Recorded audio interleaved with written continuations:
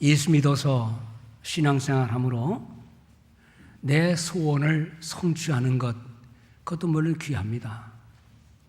예수 믿어서 건강을 회복하게 된 것, 그것도 감사하고, 신앙생활함으로 인해서 내 삶이 풍부해졌다는 것도 물론 좋고, 물론 자식이 잘 되는 것은 더 좋겠지요. 근데 신앙은 내 삶의 소원을 이루기 위한 방편은 아닙니다. 사실 예수를 안 믿고도 그런 일은 일어날 수 있습니다. 운이 좋으면. 좋은 배경이 있으면, 또 시간 잘 태어나면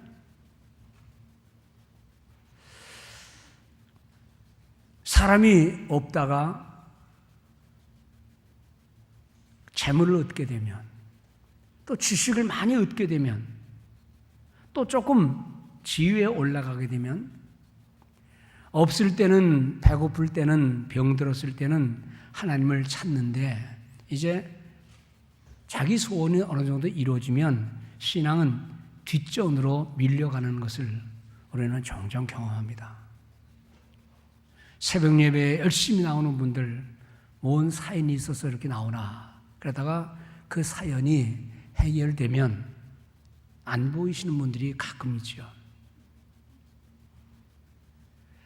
물론 삶에 어려운 일이 있을 때 하나님을 믿는 믿음, 또 뭔가를 이루기 위해서 하나님 앞에 간구하는 것 좋지만, 신앙의 의미는 그런 삶의 변화, 재물은 있다가 또는 없어지기도 하고, 지위도 있다가 없어지기도 하고, 그러나 변함없이 하나님을 점점 영화롭게 하는 그런 진정한 신앙의 의미를 찾는 것은 그렇게 간단하고 쉬운 것은 아닌 줄 압니다.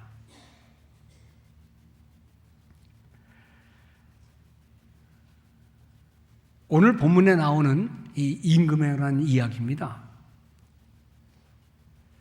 그 당시의 임금은 절대 권력자 아닙니까? 그러니까 임금이 되기 전까지는 어렸을 때는 하나님을 붙잡고 의지할 수 있겠지만, 일단 임금이 되면 정권 유지하기 위해서 열왕기 상하, 역대 상하를 보면 죽이고 죽고, 그 역사가 동서고금을 막론하고 똑같아요. 근데 오늘 이 요시야에 대한 이야기는 임금이 된 요시야가 행한 기가 막힌 아름다운 이야기입니다. 왜 요시야가 이런 일을 했느냐? 그 전 사람들은 이런 꿈도 이런 일도 벌리지 않았어요. 임금이 할 일은 정권 유지하고 자기를 강력하게 만들고 떠오르는 또 다른 별들을 죽이고, 그래서 자기의 왕권을 이어가게 하는 그런 모습을 성경에서 나오는 유대 백성, 이스라엘 백성들의 임금의 역사에서 우리는 보거든요. 그런데 요시야 임금은 지금 뭘 했느냐? 임금에 오른 지 십몇 년 지나서 나이가 이제 30이 거의 되었을 때 자기가 하고 싶은 마음의 소원, 딴 거는 그에 대한 기록이 별로 없어요. 가장 중요한 역사적인 일을 하나 해놓는데, 그건 뭔가 하니 성전을 수리하라, 그 말입니다. 그 말은 뭐냐면 성전이 그만큼 쇠락하고 부서지고 다 오랜 세월 아무도 성전에 관심을 두지 않았어요. 더구나 성전을 수리하다가 뭘 발견했는가 하니 여호와의 율법책을 발견한 거예요. 그게 무슨 말이냐? 성전에 당연히 있어야 할 율법책이 그럼 없었다는 말이냐? 예. 지금처럼 이런 책이 아니고 옛날에 성경은 두루마리입니다. 양피지에 똘똘 말아가지고 글씨를 써서 보관하는, 아니면 파피루스라는 나뭇잎에다 하나님 말씀을 그걸 가공해가지고 적어서 말려놓은, 그러니까 이런 좋은 책도 아니고 큼직한 두루마리가 여호와의 성전에서 자취를 감춘 지 오랜 세월이 됐는데도 성전은 여전히 있었고 성전은 부서지고 아무도 그 말씀에 관심을 두지 않는 그런 시대 속에서 요시야는 임금이 되어 성전을 수리하라 라고 명령하는데, 거기 있는 곳간에 든 모든 돈 다 갖다가 미장이, 석수공, 일꾼들에게 다 줘라. 주는데 얼마를 썼는지 보고서 내라, 그런 말 묻지 마라. 그냥 있는 대로 다 주고 소용되는 대로 다 주고 계산하지 말아라 하는 특이한 명령을 내려요. 얼마나 믿었길래, 얼마나 진실하길래. 그때에 어떤 일이 있었는 거 아니? 성전을 수리하다가 인부들이, 일꾼들이 큰 두루마리를 발견하고 제사장한테 갖다 주니 제사장이 보니까 여호와의 말씀이에요. 야, we have found the book of the law. 여호와의 말씀을 발견했다 하고 소리를 치면서 이거를 사반이라고 하는 서기관, 그때 하나님 말씀을 기록하고 임금의 말을 기록하는 관리에게 그걸 가져다 줍니다. 관리가 그 성경책을 가져다가 임금에게 가서 이 책을 발견했습니다 라고 보고를 하는 거예요. 사람이 살면서 많은 것을 발견합니다. 깨닫습니다. 알게 됩니다. 그 발견하는 것이 나를 교정하게 하고 내 인생을 바꾸고 내 가정을 바꾸고 이 사회와 국가를 변혁시키는 그런 말이라면 그건 생명의 말이에요. 꼭 그렇지만은 않아요. 발견해도 안 한 척하고 말씀을 들어도 그런가 보다 하고. 여러분들 그 당시에 성전, 거기는 예배는 있었을 거예요. 왜냐하면 제사장도 있었으니까. 그런데 여호와의 기록된 말씀에는 관심을 두지 않고 그냥 형식적으로 왔다 갔다 하면서 제사는 지내지만 하나님의 뜻이 뭔지를 알지 못하고 그냥 지내는 거예요. 이거 옛날 얘기하는 게 아닙니다. 어떻게 보면은요, 요즘 많은 현대인들이 교회는 다니고 예수 믿는다고 말은 하지만 말씀을 발견하는 기쁨, 말씀을 듣는 기쁨, 야, 이거다 하고 그 말씀에 자기 자신을 대입시키고 삶을 변화시키는 그런 모습은 있는가? 사실 올해가 종교개혁 500주년입니다. 그래서 초창기에 제가 올해 초에 말씀드렸죠.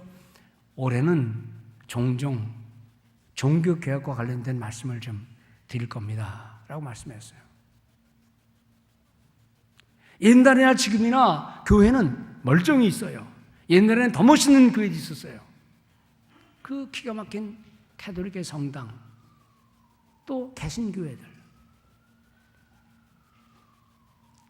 거기서 십자가의 성호도 긋고 거기서 온갖 미사가 이루어지고 거기서 온갖 하나님 말씀이 들려졌지요.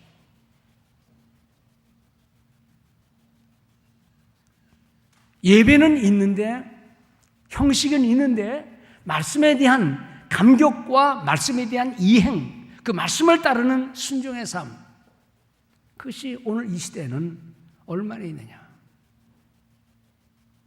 법은 있지만 법을 지키지 않으려고 하고 법을 이용해서 사리사욕을 채우는 그런 사람들이 있는 것 마찬가지로 하나님의 말씀은 여전히 들려지지만 거기에 대한 반응이 없는 그런 시대. 어쩌면 요시야가 그 전까지 살았던 그 시대 속에서 우리는 그런 시대의 흐름을 종종 경험하고 있는지를 모르겠습니다. 그런데 오늘 이 말씀, 기가 막힌 여호와의 말씀에 그 두루마리를 발견한 후에 다 무덤덤하게 발견했다, 가져가라 하는데, 사반이라는 서기관이 이 말씀을 왕 앞에서 낭독할 때에 그 왕은 그만 자리에서 벌떡 일어나서 자기 옷을 확 찢고 슬퍼하며 탄식하며 통곡하는 모습입니다. 그 옷이 어떤 옷입니까? 임금의 옷인데 그분이 누굽니까? 가장 권력자의 정점에 앉아있는 임금인데 그 여호와의 말씀 앞에 그만 자기 자신의 마음을 찢고 회개하는 모습을 오늘 우리가 보는 겁니다. 오늘 우리가 한 가지 꼭 생각할 것은 이 하나님 앞에 말씀을 들었을 때 왔던 그 요시야 임금의 모습. 하나님 말씀이 들려지는데 거기에 감동 없고 아무런 결심 없고 삶의 변화가 일어나지 않는다면 수없이 드리는 예배가, 수없이 드렸던 그 모든 짐승들의 제사가 무슨 의미가 있었을까? 부모님들이 제일 기분 나쁠 때 언제입니까? 자식에게 시큰 얘기했는데 들은 척도 하지 않고 반응도 없을 때 부모가 그러죠. 다시는 말 안 하마. 친구가 좋은 조언을 해줬는데 전혀 귀담아 듣지 않을 때 마음이 얼마나 섭섭합니까? 사실 그 당시 이스라엘의 모든 신앙의 모습은 그 엄청난 제사는 반복되는 예배는 있었고 화려한 성전이 있었겠지만 그러나 거기에 대한 반응이 없었어요. 오늘 우리는 여기서 뭘 보는 거 아니? 이 제사장과 임금의 고백입니다. I have found the book of the law. 우리가 여호와의 말씀을 발견했습니다라고 하는 이 기가 막힌 탄성과 소리, 이 감격, 이것을 우리는 오늘도 말씀을 들었다. 많은 말씀 가운데 다 한 가지라도 바로 저 말씀이다. 내가 저 말씀을 따라 살아야겠다고 하는 이러한 신앙의 결단이 말씀 듣는 가운데 여러분들의 심령 속에 있다면 하나님이 여러분들의 신앙을 축복해 주실 줄 믿습니다.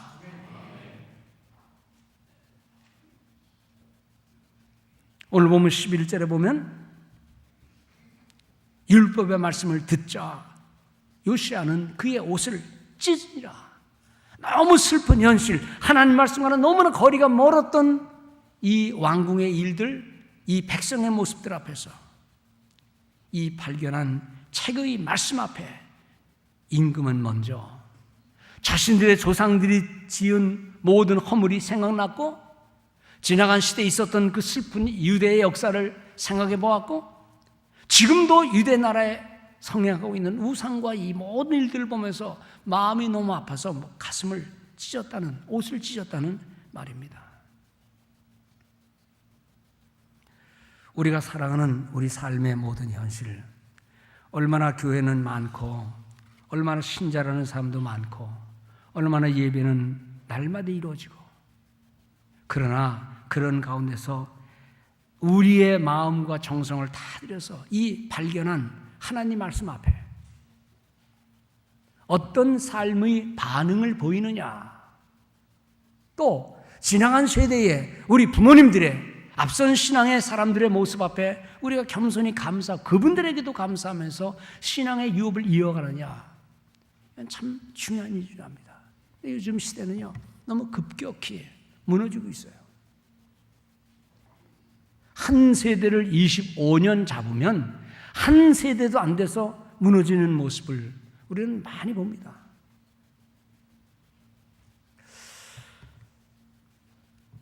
이번에 우리 안나산 기도원에 그저 20대 가서 여러 가지 많은 은혜도 입고 말씀의 은혜도 입고 아름다운 자연도 보고 기쁨을 누리고 교제하고 뭐 불편한 거예요. 뭐 한이 없겠죠. 그러나 아무도 불편하다 말 안 하고 열심히 하나님이 주신 은혜, 자연의 은총을 입고 왔어요. 안나산 기도원 가보신 분들은 알지만 그 성전이 2개 있는데 성전 하나에 지붕에 태양열 전기판이 있습니다. 그 전기판은 어떻게 세워진 거 아니에요? 자식을 위해 늘 기도하던 어머니의 그 자식들이 처음에는 별로지만 그러나 어머니의 기도에 은총을 입었다라고 믿고 어머니는 이미 세상을 떠났지만 어머니의 기도를 생각하면서, 이 기도원에 와서 기도했던 어머니의 모습을 생각하면서 그거를 기증해서 전기값 세이브 시키려고 한 거예요. 이번에 올라가니까 우리 팀들이 의자 하나를 맞춰요. 테이블, 밥상 테이블이면서 대화하는 테이블인데 좀 큼직합니다. 뭐냐 그랬더니 테이블 하나 갖고 온 거래요. 누가 샀냐 그랬더니 어느 분이 기증한 거래요. 누구냐 그랬어요. 늘 자식을 위해 기도하던 신앙의 어머니가 그 자식의 어머니의 기도에 힘을 입고 잘 됐어요. 그래서 어머니는 이미 세상을 떠났지만 어머니의 신앙을, 흔적을 남기기 위해서 이 의자를 갖다 놨는데 꼭 해마다 1년에 많지도 않게 한 개씩 테이블 큰 거 하나를 꼭 기증한대요. 근데 이것이 10년째, 10년 된 10번째래요. 여러분들, 그런 정도의 부모의 신앙의 은혜를 입었습니다 하는 마음을 가지고 그렇게 헌신하는 것 좋은 마음이죠. 근데 여러분들, 요즘 자녀들이 부모의 신앙 기억 안 합니다. 다 자기들이 잘나서 그런 줄 알고, 좋은 대학, 좋은 직장, 좋은 거 다 있으면 다 자기들이 잘나서 그런 줄 알고 효도도 안 하고, 그 어머니가 늘 위해 기도했던 그 하나님에 대한 감사도 없는 그런 시대 속에서 그나마 그래도 기도의 흔적을 뒤척거리면서 어머니의 그 기도를 기억하면서, 그리고 뭔가 헌신하는 이런 모습들 참 고맙고 감사한 일이죠. 사실 요시야 임금도 앞선 임금이 그랬고 다 그렇게 해왔고 나도 그렇게 해야 됩니다라고 하면 그만이에요. 그러나 개혁이라고 하는 것은 지금까지 있었던 모든 잘못된 것을 탈피하고 뭔가 새롭게, 그것이 하나님을 위해서, 하나님을 위하지 않는 새로운 세상의 성공, 그것이 얼마나 진정한 행복을 가져다 줄 것인가. 없던 사람이 재물 많아지면, 없던 사람이 지식이 많아지면, 좀 높은 자리에 올라가면은요, 부모도 없고 신앙도 없는 막 되어가는 세상을 우리는 살고 있는 거예요. 그 성공이, 그 재물이, 그것이 내 인생을 의미 있게 해줄지 내 인생을 망가뜨리게 해줄지 우리는 모르는 거예요. 저는 지금도 기억나는 게 눈에 선합니다. 1960년대에 60년에 제가 서울로 이사 가서 제 짝꿍이 공부를 참 잘해요, 걔가. 그래서 그 아버지도 없는 홀로 있는 엄마 밑에서 열심히 공부해가지고요, 걔가 1등 상인지 하여튼 다 최고 점수를 맞아가지고 좋아가지고 성적표를 들고 엄마한테 간 거예요. 책방 집에 놓자마자 엄마가 어디서 일하는 거 아니? 길 건너에서 리아카에서 뭘 파는 분이에요. 엄마 하고 뛰어가서 그 성적표를 빼주니까 엄마가 너무 기특하잖아요. 홀로 살면서 아이가 이렇게 공부를 잘하니까. 그래서 그냥 주머니에서 돈을 끼내주고 가서 사 먹어라. 그리고 아이는 좋아서 길 건너가다가 그만 치여서 죽었어요. 세상 일은 우리가 이해 못하는 일이 많습니다. 부모가 용돈을 줄 때 그거 상상이나 했겠어요? 세상 일은요, 내 성공과 내 성장과 세상에서의 그 부요가 내 인생을 어떻게 하는지 우리는 모르는 거예요. 하나님의 은혜에 붙들려 있지 않는 한 누구도 보장할 수 없는 그런 삶의 모습. 그런데 오늘 요시야 임금은 이 말씀을 사반이라는 서기관이 얘기를 하자마자 거기에 그만 큰 감동을 느끼고 임금의 위치도 잊어버리고 옷을 찢고 통곡하면서 하나님 앞에 회개하는 장면을 보는 겁니다. 지나간 유대 백성의 고난이, 지나간 우리 선조들의 모든 고난이, 이 하나님 말씀을 떠나서 그런 거로구나. 지금도 횡행하고 있는 이 우상 숭배의 모습 앞에 그것을 떠나지 못하는 국가의 모든 현실을 보고 가슴을 찢는 지도자로서의 신앙의 모습이에요. 오늘날 되어지는 모든 일들, 사회든 국가든 개인이든 모든 일들이 다 죄의 결과다라고 딱 직접적으로 언급할 수는 없겠지만, 또 그렇게 해서도 안 되겠지만, 우리는 하나님 말씀을 벗어난 온 인류의 모습을 보면서 이 사회에 되어가는 일들, 또 우리 개인의 무슨 문제들도 하나님 앞에 말씀에 대한 자기 반응이 없을 때 그냥 무덤덤하게 지나가는 모습 속에서 오늘 우리는 죄를 알지도 못하고 깨닫지도 못하고 새로운 신앙의 결단도 못하는 그런 많은 일들을 우리는 경험하면서 산다는 겁니다. 자, 이 본문 속에서 우리가 몇 가지 결론을 내립시다. 첫째는 요시야 임금의 성경에 나오는 여호와 보시기에라는 말입니다. 여호와 보시기에. 아이들은요, 자기들은 잘한다고 봐요. 그러나 선생이 볼 때는 아니에요. 엄마 아빠가 볼 때는 그것도 아니에요. 우리는 열심히 먹고 운동한다 그러지만 운동 전문가가, 의사가 보기에는 아니에요. 오늘 우리 인생의 진정한 행복은 무엇인 거 아니? 여호와 보시기에, 하나님 말씀 앞에 요시야 임금은 어떻게 할 줄 모르고 그냥 늘 그렇게 습관해 왔지만 임금이는 이후 오랜 세월 지난 여호와의 말씀을 발견한 바로 그 시간에 여호와의 말씀 앞에 아하, 내가 누구로구나, 우리가 어떻게 잘못했구나 라는 사실을 깨닫게 된 겁니다. 여호와 보시기에. 또 그 다음 나오는 말이 그의 조상 다윗의 길로 행하고. 다윗은요 아주 샘플이에요. 우리가 아무리 신앙생활 잘하려고 그러지만, 우리 자녀들이 신앙생활 잘하려고 그러지만 모델이 없으면, 보고 느끼는 어떤 모범이 없으면 우리 자녀들은 신앙생활 하기가 쉽지 않을 거예요. 그런데 엄마 아빠가 어려웠을 때, 엄마 아빠가 가난했을 때, 엄마 아빠가 이런 어려움을 당할 때 뭘 했지? 그 어머니의 기도 소리, 어머니의 안심하는, 모든 영광 돌리고 항상 감사하는 그 어머니 아버지의 모습 보면서 자녀들은요, 안 보는 것 같아도, 안 듣는 것 같아도 자녀들은 다 보고 배우는 거예요. 그의 조상 다윗의 길로, 이거를요 우리 현실로 적용한다면 우리 자녀들은 우리 엄마 아빠가 행한 그 모든 모습 그대로 신앙생활 한다는 걸 사실을 깨닫고, 바라기는요 여기 계신 우리 어머니 아버지, 또 할머니 할아버지, 심지어 안 믿는 여러분들의 친구들이 여러분들과 함께 사회생활하면서 그 효신교회 장로래, 효신교회 집사래, 효신교회 권사래, 여러분들의 신앙의 모습을 보면서 세상에 있는 사람들이 여러분들의 신앙을 본받는, 뭔가 깨닫는, 역시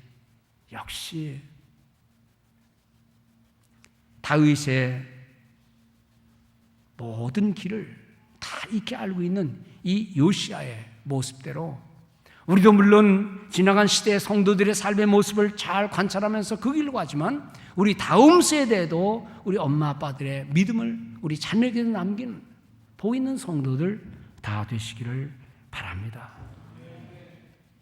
또 한 가지는 이 요시야 임금이 성전의 부서진 곳을 수리하도록 부탁하고 그 돈을 계산하지 않고 다 갖다 줘라, 그리고 마음껏 일하게 하라 하는 이 아름다운 장면입니다.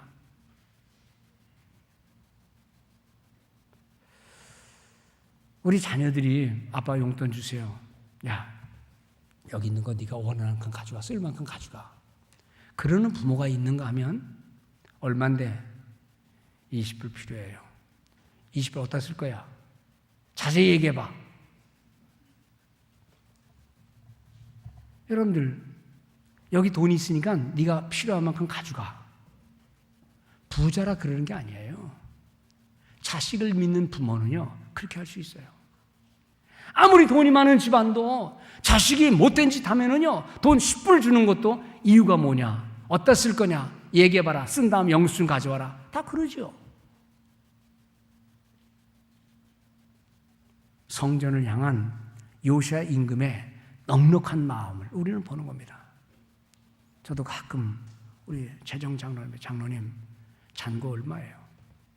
그러면 그건 지불하지 말고 이건 지불하고. 선교지에서 목사님 꼭 좀 보내주세요. 장로님 얼마 있습니까?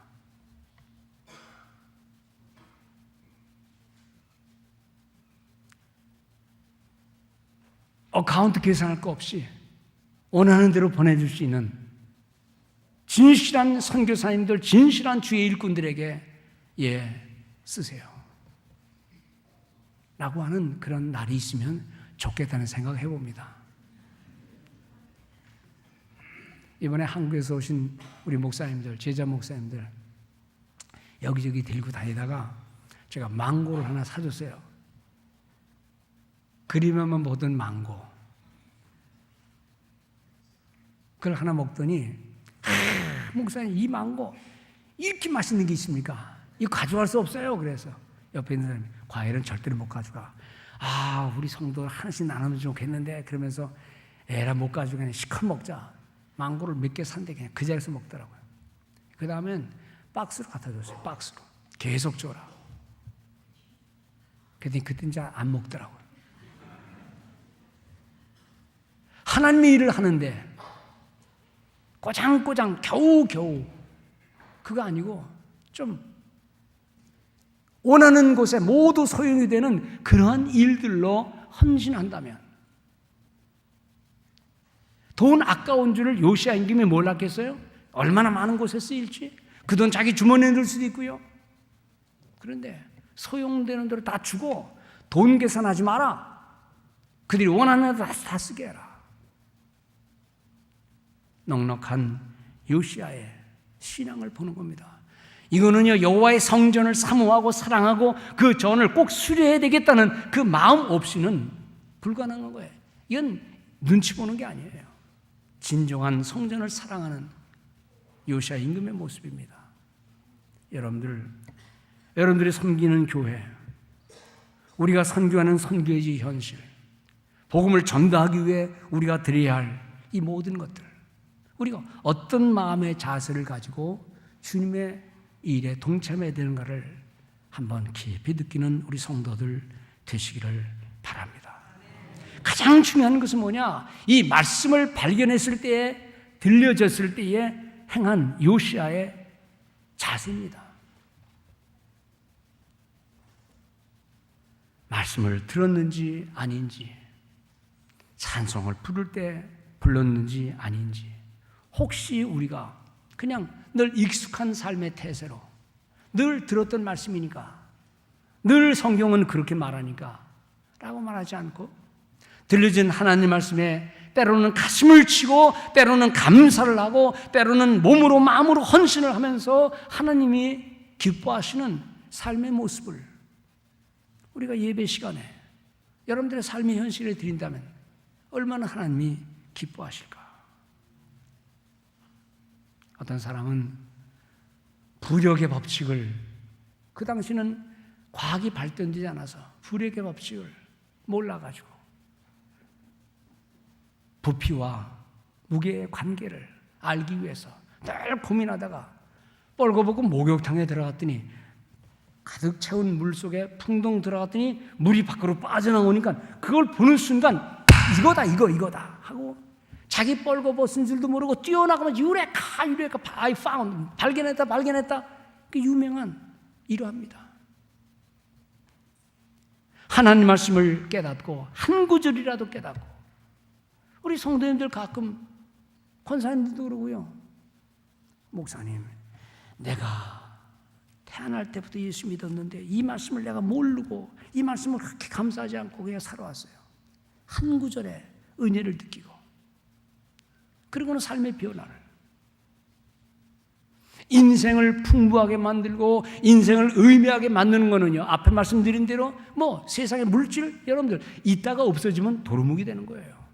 높은 지위 떨어져 보세요. 더 초라하지요. 자살도 합니다. 그런 세상적인 변화가 아닌 하나님 말씀을 깨달음으로써 오는 내 삶의 변화, 그것이 진정한 신앙의 가치인 줄로 믿습니다. 예수 믿는 믿음의 가장 소중한 의미예요.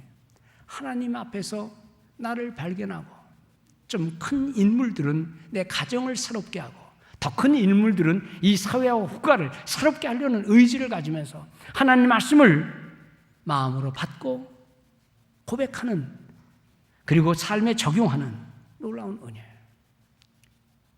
여러분, 이것이 긴 내용이지만 오늘 13절까지만 읽었어요. 원래 이스라엘 백성들에게 임한 하나님의 진노가 예정되어 있었습니다. 그것은요, 13절을 지나서 쭉 내려가다 집에 가서 16절을 보시면 여 선지자 훌다가 예언합니다. 16절에는 뭐라고 되어 있습니까? 원래 이스라엘 백성들에게 임할 진노가 뭐냐면, 여호와의 말씀이 내가 이곳과 그 주민에게 재앙을 내리되 곧 유다 왕이 읽은 책의 모든 말대로 하리니, 이는 이 백성이 나를 버리고 다른 신에게 분향하며 그들의 손의 모든 행위로 나를 경록케 하였습니다. 그들이 행하는 모든 것이 하나님의 진노의 대상이니까 내가 이들을 진멸하리라 라고 예정되어 있었어요. 그런데 오늘 13절에서 12절에서 11절에서 왕의 탄식과 옷을 찢는 회개가 있음으로 인하여 그 하나님의 진노가 변화되는 모습을 오늘 19절에서 봅니다. 19절 우리가 읽지는 않았지만 19절 20절 제가 읽습니다. 내가 이곳과 그 주민에게 대하여 빈터가 되고 저주가 되리라 한 말을 내가 듣고 마음이 부드러워져서 여호와 앞 곧 내 앞에서 겸비하여 옷을 찢고 통곡을 하였으므로 나도 네 말을 들었노라 여호와가 말하였느니라. 그리고 그 다음에 나오는 말은 뭐냐면 네가 평안히 묘실로 들어갈 것이다. 모든 재앙을 내 눈이 보지 않을 것이다. 여러분들, 하나님의 진노의 모든 수순을 피하게 만드는 것은요, 성도의 눈물이에요. 말씀에 대한 반응이에요. 이 19절은 사실 영어로 읽으면 두 개의 because가 있습니다. 두 개의 because. 왜냐하면 내가 진노를 바꾼 이유는 뭐냐 그러면, 첫째는 19절의 앞에예요. 너, 즉 임금이 내 말을 듣고 그 마음을 움직여서 스스로 겸손하게 했다. 영어로 읽으면 이렇게 되어 있어요. Because your heart was responsive and you humbled yourself. Because your heart was responsive. 네 마음이 반응을 일으켰다. 여러분들, 얼마나 많은 사람들이 하나님 말씀을 들음에도 그냥 듣는 거로 끝납니까? 우리 자녀들이 부모님이 뭐라고 진지한 얘기를 할 때 도무지 반응 안 하면 엄마 아빠 마음 아프잖아요. 하나님이 말씀하는데 마음의 변화가 전혀 없다. 이것이 오늘 이 시대의 위기입니다. 교회가 없는 것도 아니에요. 예배 드리는 사람이 없다는 것도 아니에요. 중직자들이 없다는 것도 아니에요. 하나님 말씀에 나는 어떤 반응을 보이겠는가?